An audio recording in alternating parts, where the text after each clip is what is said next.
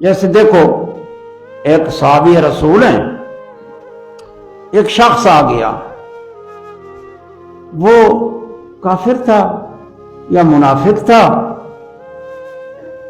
وہ نبی پاک صلی اللہ علیہ وسلم نے اسے ایک شے بیع کی تھی، خرید کی تھی، اس کے ثمن پیسے بھی ادا کر دیے تھے۔ وہ آ کر کہتا ہے کہ آپ نے میرے ثمن دینے ہیں، اسے لیے ہوئے تھے، آپ نے فرمایا بھی ثمن تو میں نے ادا کر دیے تھے۔ وہ کہتا ہے گواہ پیش کرو۔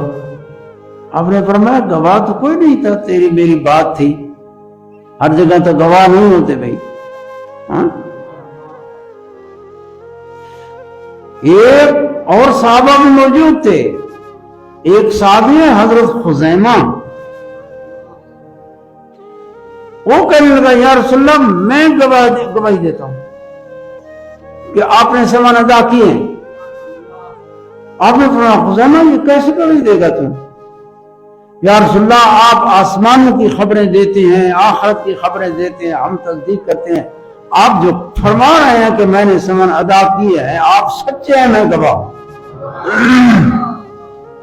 حضور کریم صلی اللہ علیہ وسلم نے فرمایا کہ جس کی گواہی یہ دے اس ایک کی گواہی دو کی گواہی کے برابر ہے۔